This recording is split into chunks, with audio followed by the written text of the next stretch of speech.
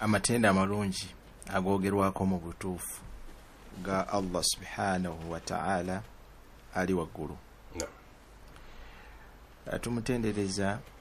ne tumusaba okutuyamba, okutuwonya awamu n'okutusonyiwa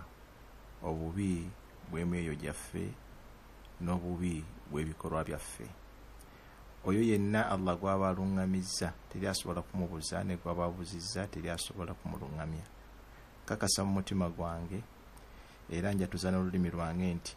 teri kisinzibwa mu butuufu okuggyako Allah yekka atalina kimugattibwako kyonna na kimu. Era nkakasa mu mutima gwange ne njatuza n'olulimi lwange nti Muhammadin sallallahu alaihi wasallam muddu wa Allah era mubaka we. Ebigambo ebisinga okuba ebituufu nga by'amazima kitabo kya Allah Qur'ani entukuvu ey'ekitiibwa. N'obulungamu obusinga okuba obulungi bwe bulungamu bwa Nabbi Muhammad sallallahu alaihi wasallam azze hadisi ze entuufu. Ebigambo n'ebikolwa ebisinga okuba ebibi ebizuule mu ddiini. Buli kizuule kyonna kiba kigunje, ate buli kigunje kyonna kyabubuze, ate buli kyabubuze kya muliro.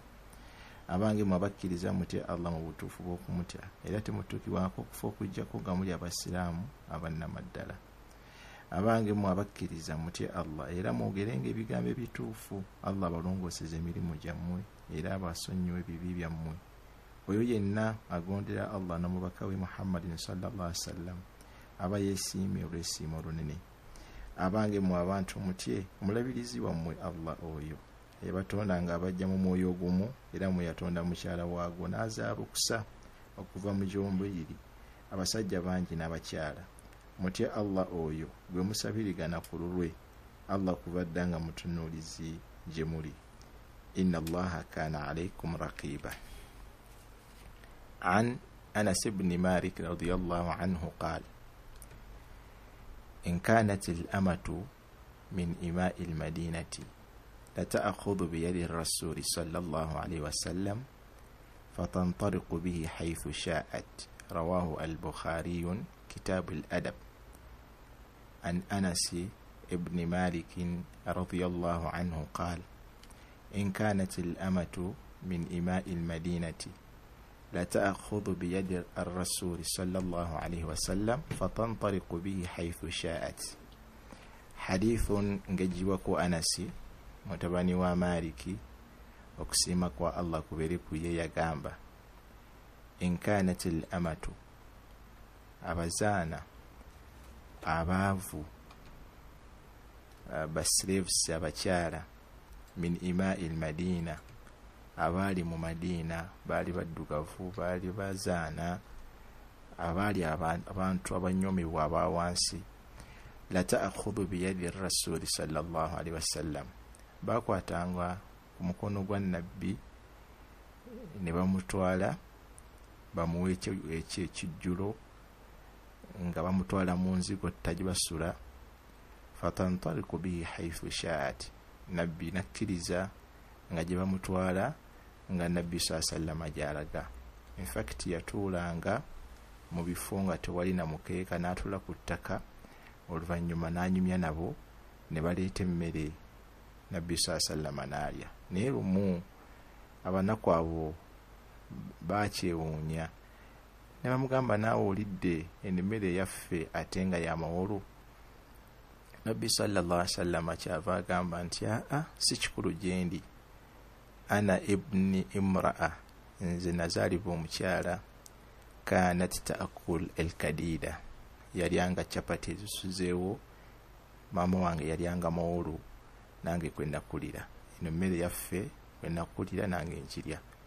In fact waliwo hadithi gye twasoma wiiki ewedde nga ruwiya anna al-Hasan ibn Ali, yali Hasani mutabani wa Ali yabeera muwala wa Fatima, ate nga Fatima muwala wa nabbi abeera mutabani wa Fatima, ate nga Fatima muwala wa nabbi. Marra bimasakin, yali atambula bwati ng'avudde mu jjuma ng'agenda kuddayo okulya emmere, n'ayita ku basajja abanaku wakadi nasharu kisran ala al-ard, nga bali kulya capati naye nga bazitadde wansi ku ttaka nga tebalina sowaani. Wahum yakulun, nga bali mu kulya. faqalu lahu webalaba al-Hasan ibn Ali abanaku bebamulaba ne bamugamba halumma ila al-ghada jangu tulye ffenne ekyemisana ya ibna binta rasulillahi sallallahu alaihi wasallam mutabani wa mwala wa nabbi Fatima radiyallahu anha faqal ekintu kyayogera Hasan ibn Ali yagamba nti inna allaha la yuhibbu almutakabbirin Mungu tayagala bantu bekuza balunkulu wa nazala min ala baqlatihi nava waggulu ku mbalasi kwe yali ali wa akala ma'ahum nalya nabo ekyo lyakikopye ku jjajjaawe olw'ensonga nti Anas hadisi yaffe olwaliro agamba enkanat amatu abantu abanaku abakyala abawansi min ima'il madina abaali babeera mu Madina la ta'khudh biyadi rasuli sallallahu alaihi wasallam bakwata ku mukono gwa nabbi ne bamutwala bamukalibise fatantariqu bihi haythu sha'at ne bamuyisa mu nzigotta ne bamuyisa mu mbeera mu kisenyi na mu biki nabbi sallallahu n'agenda ne bamukalibisa n'alya nabo nga kiraga nti nabbi sallallahu yali mwetwaze nga talina lunkulu wallahu ta'ala a'lam. Kakati eso mpuliddemu omubaka Muhammad sallallahu alaihi wasallam nga yennyini yakutemu nsonga tawalo eno wetwaze wetwaze biki ebimanyiddwa ku Rasulu sallallahu alaihi wasallam ebiraga obwetwaze njagala tutandikira olwaleero ate ennaku zino nkolera kubanga ombuuza ebirungi ebintu Mungu akumpere baraka mimma urifa ani nabbi sallallahu alaihi mu bintu ebimanyiddwa ku nabbi sallallahu alaihi nti yali mwetwaze nnyo era nga mukkakkamu atalina lunkulu tawadhuhu likulli muslimin yali mukkakkamu nnyo eri buli musiraamu yenna mugagga mwavu muki ate nga awamu n'ekyo wa huwa sayyidul al-mursalin nga yasinga bannabbi bonna ekitiibwa ekyokubiri kana la yatakabbar an yamshiya ma al-armura wal masakin wal fuqara nabbi yali nga talina lunkulu yonna nga asobola okutambula na bannamwandu nga atambula ne bamulikwa nga atambula n'abanaku n'abankuseere n'abalina ebizibu n'abalina obukosefu ekyokusatu kana sallallahu alaihi wasallam yali nabbi sallallahu yaqdi hajat alfuqara wal masakin ng'omunaku wajja bwati alina mwetaavu nga amala ebizibu byabwe aliko mu muzikiti ogumu lwakubanza essoogera mizikiti omusajja omunaku yasituka n'alaga n'okugulu nga kumuluma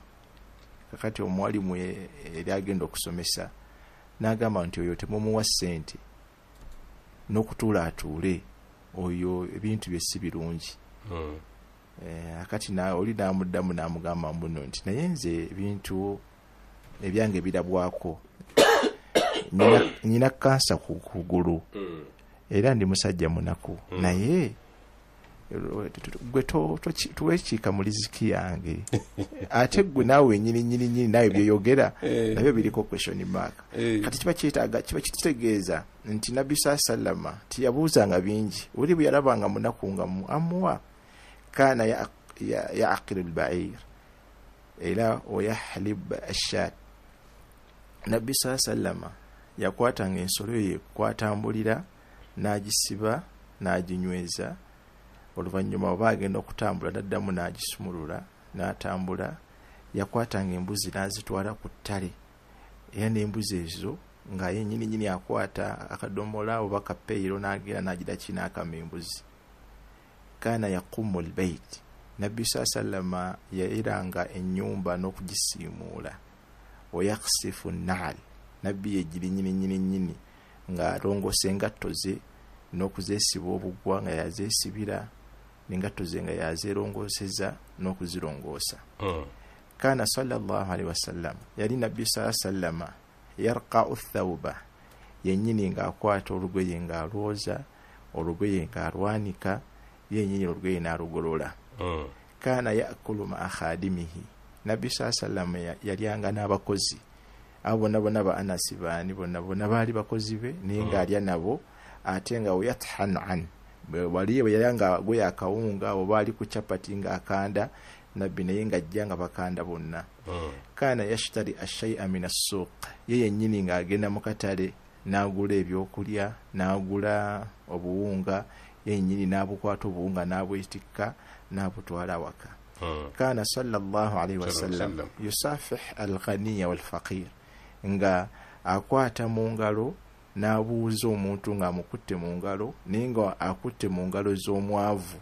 n'akwata ne mu ngalo z'omugagga wal-kabira was-saghira, n'akwata mu ngalo z'omusajja omukulu, engalo n'aziwaayo n'omwana omuto. Mulimu n'abamu ate nga bawalimu oli bw'abanga abuuza munne amuwa engalo 3 naye nga amuwa engalo 3 era nga kimanyiddwa ku bo. Naye Kaana sallallahu alaihi wasallam, ekimanyiddwa ku nabbi sallama, yusallim mubtadi'a,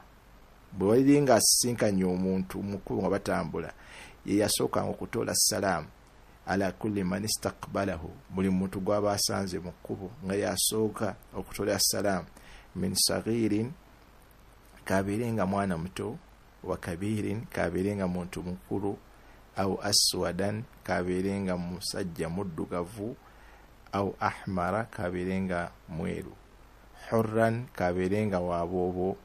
au abdan, kabeerenga muddu, min ahli salati, mu bantu abasaala, ajil mu'minin. Kwegamba olw'obutagaziya nnyo ebyo byonna byenjogedde biriko adilla, naye ekikulu mu byonna omuntu akola ebintu ebyo abeera nga mukkakkamu era abeera mwetwaze. Wallahu ta'ala a'lam. Ku 17 katonyiza mu Pal FM mulungi ampuliriza ebintu bya leero bizibuzibu, naye alhamdulillah Allah kiriza mwebyo bintu bwasomye bibadde mu hadisi bibadde mu naye wali wadde onyamba kigambo kimu kyokka ekikulu, era n'ebyokulabirako bindeetere mu hadisi, kubanga abantu bano bagala gye ebintu in fact hadisi nkulu nnyo. Omuntu ayogedde hadisi olitamu istafad biyinza obutavayo kale pipe kankweyo hadisi nga 8 oba 10 kisinga ku budde basibu mbali manti yakulabira ku kinyi hadisi nyingi. Naam. Hadisi esooka hadisi eri mu Bukhari, eri mu Ibn Majah. Nabbi sallallahu mu dduwa ze yasomanga, yasoma edduwa nga agamba, Allahumma ayi Mukama Katonda, ahyini miskinan, njagala ompangaze mu mbeera nga mpangaze ng'omuntu omunaku,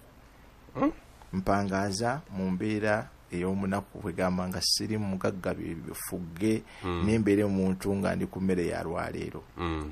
Wa amitni miskina, era onzite nga ndi mwavu, era nabbi sallallahu ati waliyo bya bugagga bye yaleka.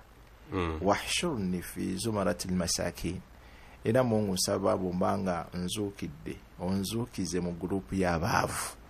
Fakiti abaavu bajja kuzuukira nga bajja okusooka okuyingira ejjana okusinga abagagga, wajja kuyitawo emyaka 15 abagagga basooke bayingire. Wajja kuyitawo emyaka 5 oluvannyuma abagagga basooke bayingire,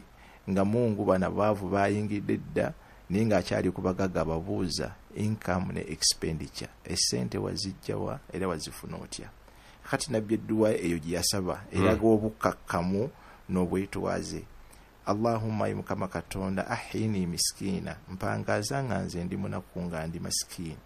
wa amitni miskina, era nsaba onzite nga ndi munaku, wahshurni fi zumaratil masakin, era onzuukize mu gurupu y'abantu abaavu. Hadisi ntuufu eri mu Ibn Majah. Hadisi ey'okubiri, Nabbi sallallahu yagamba, la yaqumanna ahadukum rajulan min majlisihi thumma yajlisu fihi, tagezaako omuntu tugeze obazze ku mukolo oba abali muhadhara bakuki n'agamba nti gvaawo, oluvannyuma n'avaawo olw'okuba nti no munaku, olw'okuba tayambadde ekkanzu nnungi, tayambadde ejjubba, n'avaawo oluvannyuma n'oyambadde ejjubba n'ekitiibwa n'ekkanzu ennungi n'atuula mu kifo ekyo. Nabbi ekyo yakigaana. La yaqumanna ahadukum rajulan, tagezaako okusituza omuntu mu kifo, min majlisi, mu kifo ate nga yazze nga bukyali, thumma yajlisu fihi ye n'atuulamu ate ono yazze nga bukyali ate nadda eri mu ngatto nabbi n'agamba walakin tawassau watafassahu oba waliwo abadde azze nga mwagala neya abeere mu mukolo oba tugeze oba enkuba etonnye oba tugeze nti wafunda kyemulina okukola mwefunzefunze naye sigamba nti abaddewo aveewo ono azzaako ereye ye yaba atuulawo kyo kiraga bukkakkamu nabbi sallama hadisi eyokusatu yagamba inna allaha awha ilayya mubaka allah bwe yampa antawadha'u okubeera nga mbeera mukkakkamu nomwetwaze hatta la yafkhara ahadun ala ahadin okubeera nga tewaliwo omuntu abeera nti asukkuluma ku mulala n'okubeera nti yayina enkizo nnene ku balala. Mungu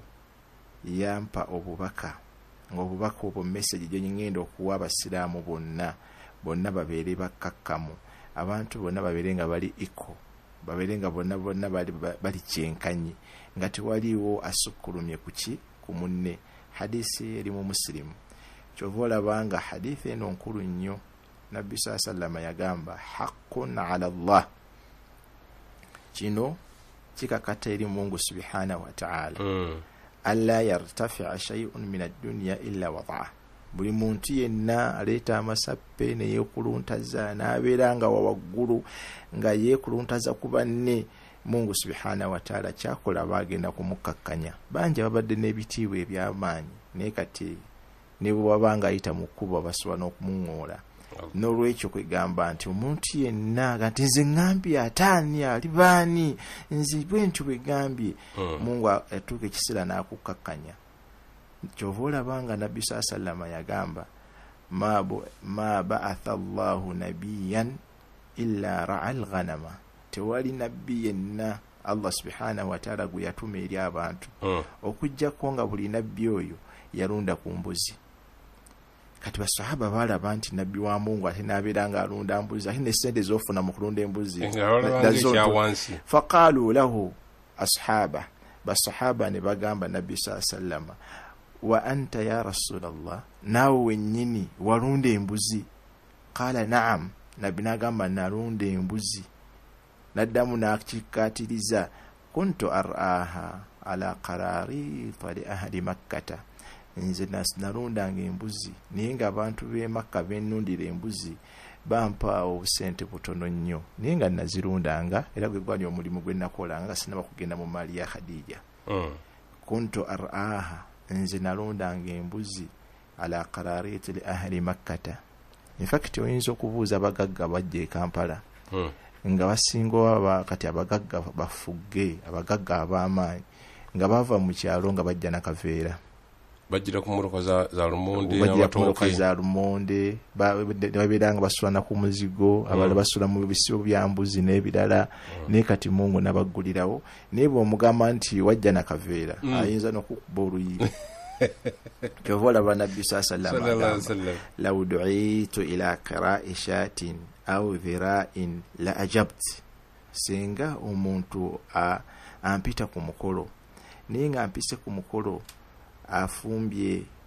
amagulu g'embuzi gafumbe, oba enveeza wansi ezinyomebwa ntula n'ebirala, nze ngenda ku mukolo gwampise ne ngenda, naye nga byagenda okutugabula nkimanyi agenda kutuwa katogo. Walaw uhudiya ilayya dhira'un, senga omuntu ampa ekirabo naye nga ekirabo kyampadde nga kirenge kyambuzi au qira la qabilt, era nkikwata mu ssanyu neyanza nembera nga ndi happy, sifuna mu kantu konna. Hadisi eri mu Bukhari. Nabbi sallama yagamba thalathatun, abantu basatu la yukallimuhumullahu yawma alqiyamati, Mungu tagenda kwogera nabo ku lunaku lw'enkomerero, wala yuzakkihim, wadde okubatukuza, wala yanzuru ilayhim, wadde okubatunulako, abo kitegeeza muno bamu jahannam, walahum adhabun alim, era bagenda kuba n'ebibonerezo eby'amaanyi ku lunaku lw'enkomerero. Anagamba abasatu abo Sheikhu Zani, sajja awezezza emyaka 45 plus, myaka 67 akyakwana. Daba boogera enkulu tenywa. Okay, lwaki enywa ebisiikuufu, lwaki enywa ebitali biwoowe? Sheikh Zani musajja mukulu atakyakwana baka banne akyalemedde ku bwenzi wa malakun kadhab ne bannabyabufuzi abalimba nja kukola kino nja kukola kiri ate nga alimba wa ailun mustakbar n'omuntu nga mwavu ate yeekuluntaza kale omuntu yandibadde yeekuluntaza nga mugagga naye n'omwavu neweekuluntaza talya ssavu airabe nesirya ssavu ate kati n'ennyama gy'olyayo gyeruwa sirya ssavu mpozi waŋŋamba nti oli mu kita gw'endiga nja kutwala nja kuwaliwo sheekhe nja mugamba ajja kugisala endiga tugirye huda mumanyi lukanika lukanika gyali nja kutwalayo enkola yoyo nsigina mutambo ajja kuwa egundo ajja kuyita embuzi agisala ate endiga agisala nnyo ojja kugirya mashallah oli ekikira ky'endiga sina tabu okugamba nabbi agamba wa ailul mustakbar omuntu nga mwavu nga yeekuluntaza nti sirya ssavu nsirya gundi oyo naye Mungu tajja kula kutya ekigamba hadisi ebeeraga omuntu okubeera nga mukakkamu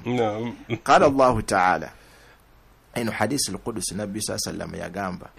nti Allah subhanahu wa ta'ala yagamba nti al-izzatu izari ekitiibwa eyo nkutu yange oba ekyambalo kyange wal kibriya ridai n'olunkulu oba kwegamba ekitiibwa ekisembayo ekyawaggulu nakyo kyambalo kyange faman yunazi'ani adhabtuhu omuntu bwe yeefuula nti naye walina ekitiibwa ekyensusso n'olunkulu oluyitiridde ngenda kumubonereza mu hadisi endala ya Abi Daud nabbi sallallahu yagamba ekitiibwa ekisembayo kyange omuntu agamba nti nze tewali omulala yonna okujjako nze n'agamba haqqa alayya an uadhiba kiba kimaze okubeera nga kigenda kubako ne sitampu nti oyo nja kumubonereza ku lunaku lw'enkomerero waliwo hadisi eno nkulu nnyo eri mu Bukhari nabbi sallallahu yagamba nti bainama rajulun fi hillatin tu'jibuhu nafsa musajja yali ayambadde bulungi ng'atambula yenna yeemenyaamenya yenna alaba yekka yaaliwo murajjarun ra'sa akubye enviiri ze bulungi nnyo ayisaniridde yakhtaaru fi mashi atambula yenna alinnya bulinnya wata ettaka lyonna aba akyalimu ebyo akyatambula bw'ati yeeraga ayambadde engoye ennyongi tamanyi na musenzi idh khasafa Allahu bihi al-ard Mungu ettaka n'amumisiza ettaka ne limumira nabbi agamba fahuwa yatajarjal fil ardi ila yaumi alqiyama acyakka essaawa zino mu ttaka acyakka mpaka kiyama abamu bagamba nti oyo yali Qarun Qaruna Mungu yamumisiza ettaka lwa takabbur hatta al'ana niwetwogeera kati acyakka kyovola banga obusiraamu Allah subhanahu wa ta'ala yatugamba okuba nti nirabidde aya weeri naye nga aya egamba nti wakhfid janahaka liman ittaba'aka min almu'minin ugamba beera mukakkamu eri basahaba bo abo abamaze okubeera nga bafuuse bakugoberedde abantu bakuga nti kati guli nabbi wa Mungu gwe kyolina okubeera nga okola gye bali olina kubeera mukakkamu era mwetwaze gye bali chovola banga na qasas nabi Allah subhanahu wa ta'ala yagamba tilka darul akhiratun eyo nno ejjana gye mulaba naj'aluha lilladhina la yuriduna uluwan fil ardi wala fasada eyo ejjana Mungu ajiwa abantu abatayagala takabburu wadde okwonoona mu nsi n'olwekyo kwegamba ezo el adilla ezo ziba ziraga nti omuntu in fact dakiika emu yokka عندما يصغي المسلم بأذنيه وقلبه إلى مثل هذه الأخبار الصادقة من كلام رسول الله صلى الله عليه وسلم omuntu omusiraamu yenna atuwuliriza ng'awuliriza n'amatu ge era ng'ebigambo bigenda mu mutima gwe ebigambo ng'ebyo ate nga bituufu nga hadisi zonna tuufu min kalami rasulillah. In fact n'ebigambo bya Mungu n'ebigambo bya Nabbi sallama fi thanai ala almutawadhiin, nga Allah subhanahu wa ta'ala wegamba ayogera obulungi n'okutendereza abantu abeetwaza abakkakkamu, wa dhammi almutakabbirin, n'okuvumirira abantu abeekuza n'abantu abalina amasappe. Kaifa la yatawadha, ngeri ki omuntu yatabeera mukkakkamu. Wala yakun atawadhu khulqan la, nekibanga nti obwetwaze n'obukkakkamu nga zembeera ze zalina okubeera nga yeyisaamu. Wa kaifa la yatajannabu alkibra, ngeri ki omuntu gyayinza okubeera nga teyeesamba takabburu. Wala yamkutu almutakabbirin, nabeera nga nabana abantu abeekuza n'abalina amasappe okubeera nga abavumirira n'okubeera nga babuulira babeere nga babeera bakkakkamu. Wallahu ta'ala a'lam. Sheikh, tuli ku hadisi zaffe z'obadde otuwa eza takabbur. Kakati kyenjagala nga tugenda kumaliza patusayaza ekikazi zino 15. Wano tusoma nnyo ku byokulabirako oba mu abakulembeze osimba byakulabirako, naye omuwuliza njagala omuwe ebyokulabirako ebiyinza okulaga nti omuntu oyo mwetowaze babanga abikoze. Rasulu tumulabye ye ebyo tubitegedde ebyaffe ebya bulijjo. In ta'akhkhara ar-rajulu ala amthalihi fahuwa mutawadhi. Omuntu senga oba badde batuula, oba babadde bagenda kulya mmere, oba babadde balina batambula mu mbeera endala, n'omulaba nga ye n'asemba emabega n'agamba banne nti agwe goboozi faddal, ate awamu n'ekyo nga bonna bali mu kategori, bonna bamaseeka, bonna balina diguli, naye n'agamba nti ashekhe gwe faddal, ono yabeera mwetwaze. Ate bonna babeera nga bonna kategori y'emu, naye ate nga ye ayagala ayatakaddama ala amthalihi. Nze mba njogera, nze njabwe nti buli kimu oli abayise ku mukolo gwokoze kutuba era ne kumukolera gwoyogera era gwosaaza buli kimu gwe naye ate nga bamaseeka bonna bwe bali. Tugeze omuntu tugeze abantu, oli omuntu ayinza okufa, omuntu ndyoke omuntu ayinza okubeera nga afudde, abantu bonna bajja okumuziika, naye n'osanga seekuumu abantu bonna bamaseeka bonna we bali, naye nga yeye seekuumu yayogera okumala ssaawa 2, ate ye MC ate yabuulirira, naye nga bonna abala bonna we bali basobola bokwogera n'okubagiza n'ebirala. Tikati paati ya seeka omuntu omu yonna n'abeera nga yagikoze, aba yali mu engeri y'okweraga. Lwaki bali tokkiriza bali nabo boogere enteekateeka oluusi bwanga gwenyini gwe wenteekateeka, atira gwobuulirira, atira gwosaaza, era gwokulembera ejjeneza, buli kimu gwe wakonde bonna mwena mwenkana. Bayibuli ekyokubiri, enqama arrajulu min majlisihi, omuntu ayinza okuba nga yatudde era nga yasoose mu kifo, niye ogenda okulaba nga ekifo akivuddemu lidhi ilmin wa fadl, nga waliwo omusajja azze nga ye ate musajja mumanyi, nga musajja wa kitiibwa muyirimu, nagamba muno nti nze n'entebe yange ngivuddemu, gwe jangu ogituulemu. Wa ajlasahu fihi, wegamba n'amutuuza ne mu kiki. Wa inkama sawwa lahu na'la, nibona naga nti niseeka wano babbe engatto, n'engatto ezo katuziteeke wano mukaki mukaveera, naziteeka ne mukaveera. Tayimu bwe banga etuuse seeko bw'okugenda namukwatirako engati, wakharaja khalfahu n'amugoberera n'atambula naye ila babil manzil wayumashiyahu n'amuwerekera nako. Oyo aba alina tawaaba, kitegeerekeka. Oyo omulaba nga ayinamu,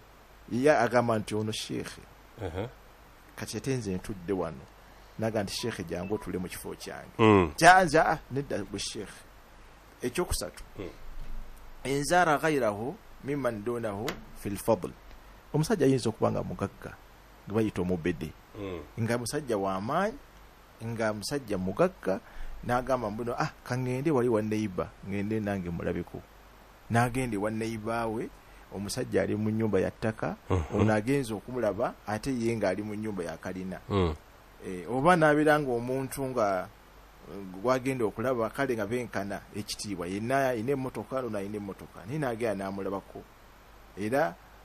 wahamala maahu mataa ayinza okuba alina byasitudde naga nti kankusitulireko awo masha maahu fi hajatihi oba naga nti nyina abcd bintawanyaga nti anodda nemmotoka yino tuteeke mu mayiti tugere tuziike tugere tukulaba nyininyini omugagga ate azise wansi mu ntaana amutaddeyo n'okusima mwana adaani yabeera muntu mwetwaze in fact n'abantu bamwagala taib enkama lirajulin adi senga omuntu yenna alaba omusajja nga wa bulijjo n'ayimirira nga azze waqabalahu n'amwerokaminga bibushir wa talaqa nga musanyufu banaye nsanyusa okubalaba mutuuliraawo naye ate nga mugagga nola nga yeejaga n'abatuuza bulungi watalatafa maahu fi sual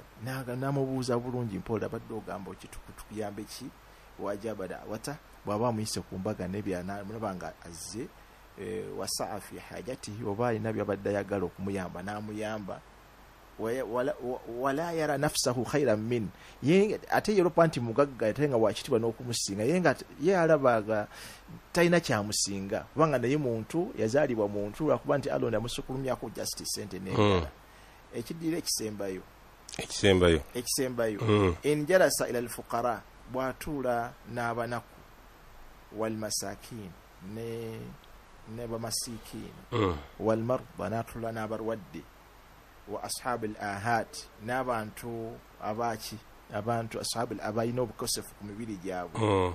wa ajaba da'watihim bibamuyita ku mukolo n'agenda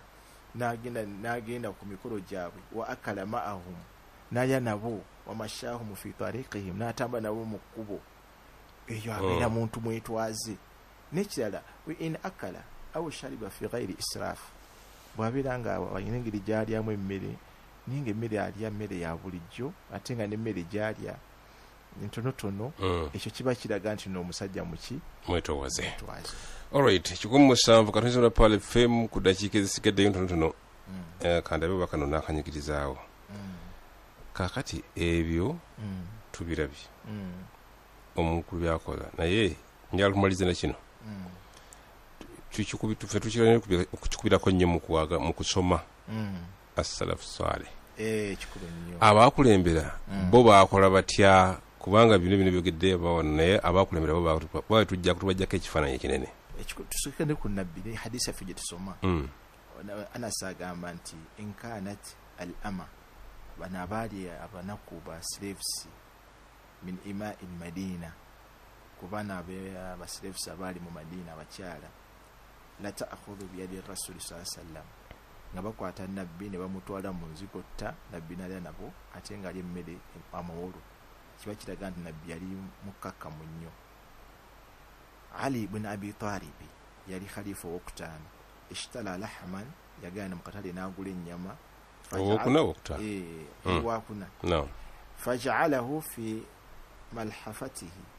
n'ateeka mu kaveera ennyama ye ng'agendaka faqila la bantu ne bamugamba olwokuba nti yali khalifa waabwe yuhmal anka ya amira almu'minin nedda ssibo katukwatireko faqala la nedda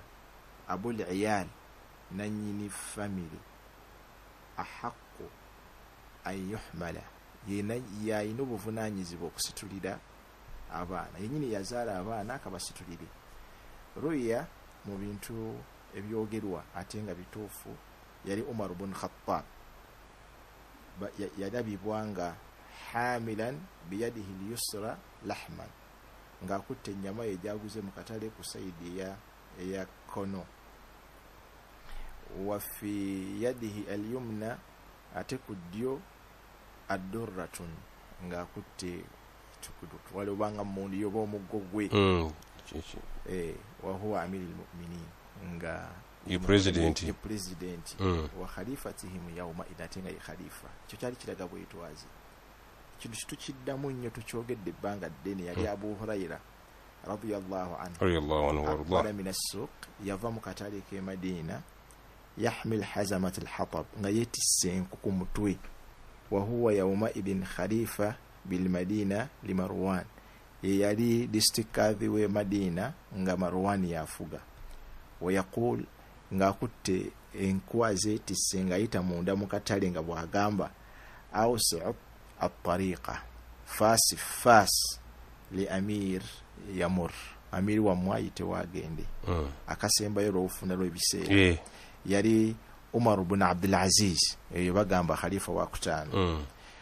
atahu laylatan dayf waliwo mugenyi yajja jali wakana yaktub yali awandika nga ali busy awandikira bana awandikira bali fakad as-siraju yatfa